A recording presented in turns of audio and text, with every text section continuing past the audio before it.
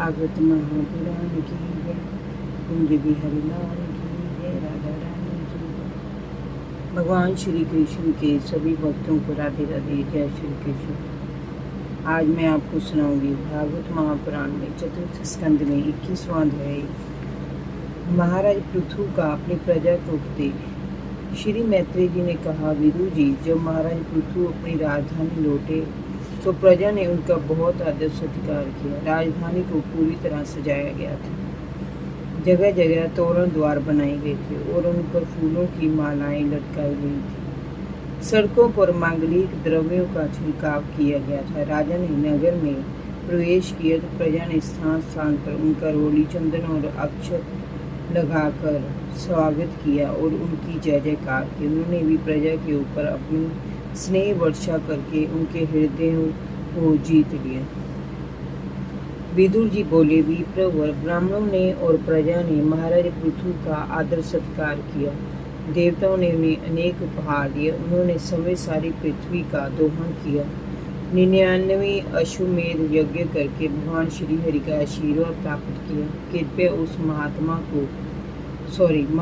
के मुझे कुछ और भी चरित्र सुनाइए।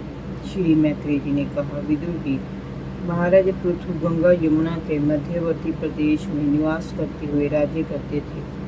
ब्राह्मणों और विष्णु भक्तों को छोड़कर पृथ्वी के सातों द्वीपों पर उनका अखंड शासन था। एक बार उन्होंने देवताओं, ब्रह्म ऋषियों और राशि ऋषियों को एकत्र कर एक महामंत्र की दीक्षा ली। उन्होंने वहां सभी उपस्थित लोगों का स्वागत किया और मंच पर खड़े हो गए। मंच पर वे चंद्रमा के समान सुशोभित हो रहे थे। राजा पृथु ने स्नेहपूर्ण नेत्रों से अपनी प्रजा की ओर देखा और कहा, सज्जनों, आपका कल्याण हो। यहाँ पर जो महानुभाव पधारे हैं, कृपया वे मेरी बात सुने। इस लोक में मुझे प्रजा ने अपना शासन, उनकी रक्षा, उनकी आजीविका का प्रबंध तथा उनकी मर्यादा का मान रखने के लिए राजा बनाया है। अंत इसका पालन करने से मुझे दिव्य लोक की प्राप्ति होगी, ऐसा कहा गया है। जो राजा प्रजा को धर्म मार्ग की शिक्षा ना देकर केवल उससे कर वसूल करता है, वह पाप का भागी होकर सभी प्रकार के ऐश्वर्य से हाथ धो बैठता है। अंत प्रजाजन, आप लोग भी अपने परलोक हित के लिए पारस्परिक द्वेष भाव छोड़कर हृदय से प्रभु श्री हरि की निष्काम भाव से भक्ति करें। अपने कर्तव्यों का पालन करते हुए आप यदि ऐसा करेंगे तो आपका स्वार्थ भी पूरा होगा, मुझ पर आपका अनुग्रह भी बना रहेगा। हे विशुद्ध चित्त देवगण, पितृ और महर्षिगण, आप भी मेरी इस प्रार्थना का अनुमोदन कीजिए, क्योंकि कोई भी कर्म क्यों ना हो, मरने के बाद उसका फल उसके कर्ता को अवश्य मिलता है।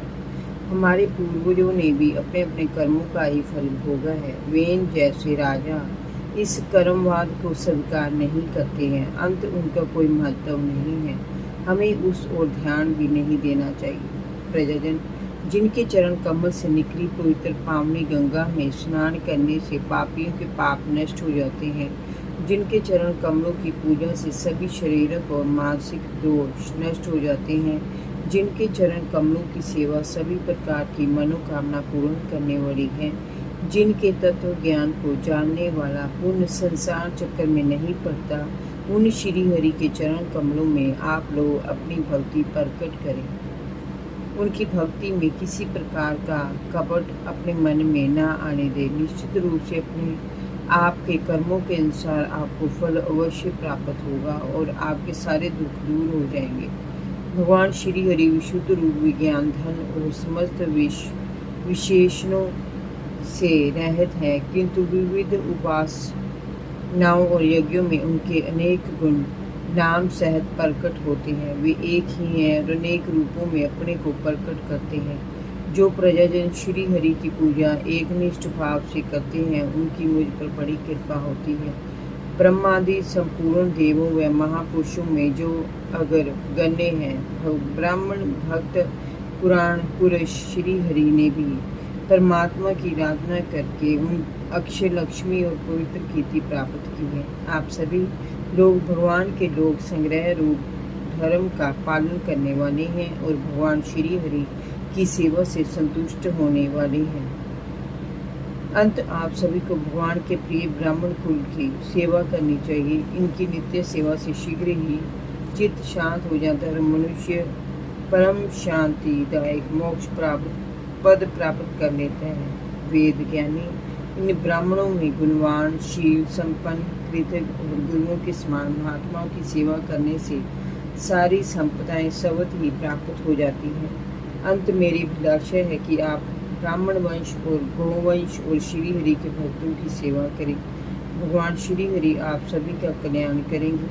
विदुर जी महाराज पृथु का ये भाषण सुनकर देवता, पितृ और ब्राह्मण आज सभी साधु जन बड़े प्रसन्न हुए। वे सभी साधु साधु कहकर राजा की प्रशंसा करने लगे। वे बोले, पुत्र के द्वारा पिता पुण्य लोक को प्राप्त कर लेता है, ऐसा वेदों का कथन है। पापी बेन ब्राह्मणों के शाप से मारा गया था, फिर भी वह अपने पुत्र के पुण्य प्रताप से नरक योनि में गिरने से बच गया था। इसी प्रकार हिरण्यकशिपु भगवान की निंदा करने के कारण नरक में गिरने वाला था, किंतु अपने पुत्र भगत प्रहलाद के पुण्य कर्मों की वजह से वह नरक में गिरने से बच गया था। महाराज पृथ्वी तो पृथ्वी के पिता हैं, वे चिरंजीवी हो। जो हरि कथा का प्रचार प्रसार करता है उसकी कीर्ति अमर हो जाती है। आपका प्रजा के प्रति प्रेम अशून्य है, ये महापुरुषों का स्वभाव होता है। हम लोग भाग्य से मोह माया में भटक रहे थे।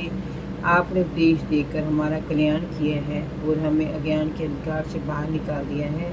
आप शुद्ध सत्यवादी और परम पुरुष हैं जो हमारी रक्षा करते हैं। हम सभी आपके कृतज्ञ हैं और श्री हरि की उपासना का संकल्प लेते हैं। हम आपको नमन करते हैं। जय जय श्री राधे। भागवत महापुराण की जय। कुंज बिहारी लाल की जय। भगवान श्री कृष्ण के सभी भक्तों को राधे राधे। जय श्री कृष्ण।